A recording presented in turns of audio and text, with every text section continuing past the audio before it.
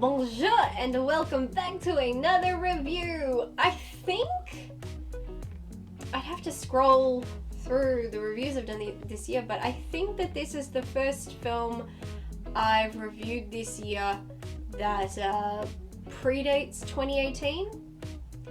I think. I'm not sure. I usually watch more older films in a year. I have not done that much this year, which is weird.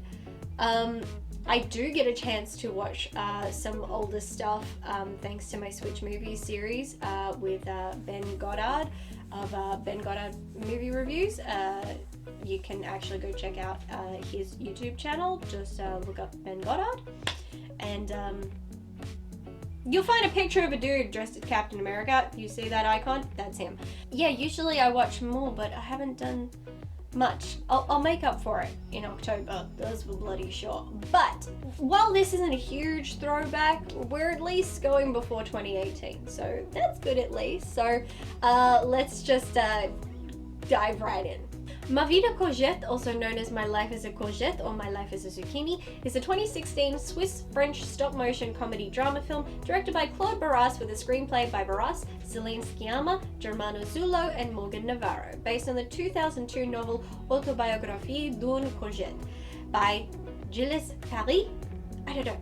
Let's see if I got that right. Who knows? In this film, after losing his mother, a young boy is sent to an orphanage where he begins to learn the meaning of trust and true love.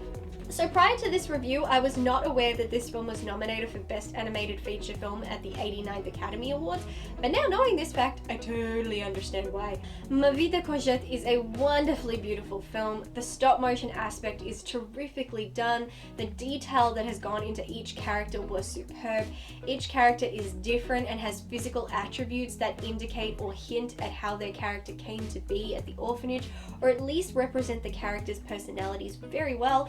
Each character has a dark past that brings them to the orphanage, and those experiences are painted all over their faces. The film instantly comes off as very somber and the subject matter quite dark. I wasn't expecting this, mostly due to the film's bright use of color, which for me echoes the endless optimism and resilience that children possess. Within the first few minutes, our main character's world goes from bad to terrible, and it's gut-wrenching to watch. Though this is all implied at first and not flat out demonstrated, the implications are enough for one to put themselves into the mind of Courgette and what he must be going through, and your heart breaks for him. As the setting moves to the orphanage, my mind was predicting the worst. Most films that feature a child ending up in foster care or an orphanage never depict this being a happy experience, and so I was waiting for this poor child who has already suffered so much to have his real suffering only just beginning, but I was pleasantly wrong. We briefly learn that each character has a tragic story that brought them there, and realizing this makes Courgette open up. The children become friends and are well cared for. Those who run the orphanage take good care of the children and do their best to make them happy and not make them feel like their lives are over, but that this is just a new beginning. When the character of Cammy arrives, the atmosphere improves even more. She's confident and brave and incredibly compassionate. Instantly, all the children love her and she loves them. They become their own tight-knit family. Courgette adores Cammy and she becomes the new bright point in his life.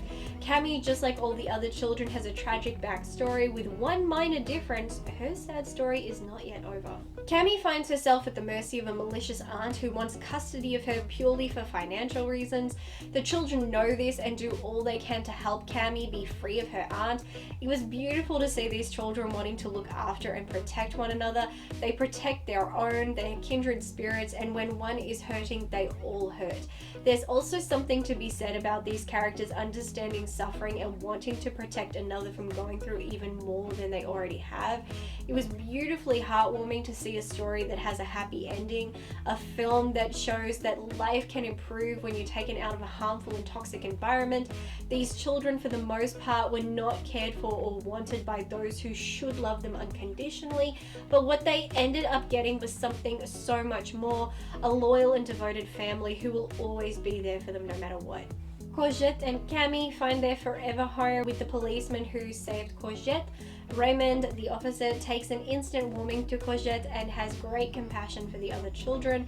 Here is a man who wants nothing more than to be with his child, but he can't, and he's surrounded by wonderful children whose parents do not care about them. It seems unfair that this is how things are, but everything works out in the end, and we find the right people when the time is right. This entire film had me on the precipice of tears, but the end of the film finally broke me.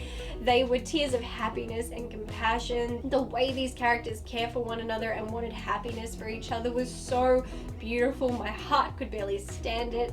Looking at the runtime, I thought an hour was oddly short, but the nature of the story, how it was written and depicted, everything came together and flowed perfectly, making 1 hour the perfect runtime. Going in, I was sure this film would depress the hell out of me. There were very dark elements that are only made darker when they are endured by children, and those dark elements are indeed depressing, but the story becomes an uplifting one full of hope, and it was a pleasant surprise. Ma Vie de Courgette was a magnificent movie experience, and I'm ashamed that I wasn't aware of this film sooner, but I'm glad I have now rectified that. God, I mean, if I had to sum up this film in one word, and I believe I said it a few times, it's beautiful. It's such a beautiful film. Beautiful, beautiful, beautiful, beautiful. I saw a trailer for it. I just came across it on a website and I looked at it, I'm like, I want to watch this, and I watched it and I loved it. It was funny though. My mum is not fluent in French, but she understands and remembers quite a bit. So I went into her and I said, oh, I'm going to watch My Life as a Courgette. And she goes, why are you watching a film about a zucchini? And I'm like, I knew you'd know. I knew you'd know. It's such a unique title, My Life as a Zucchini. But when you hear the context behind that, you get it, and it makes sense, and it's not so weird, but it's still so fun. Like it stays with you, and I don't think I'd ever forget that title. So that's great. Such a great movie. If you have not seen it, or if you're like me and you hadn't heard of it, I highly, highly, highly, highly, highly recommend watching it, especially if you're a fan of stop motion. Totally check this out. But if you have seen it, please comment down below. Tell me what you thought about it.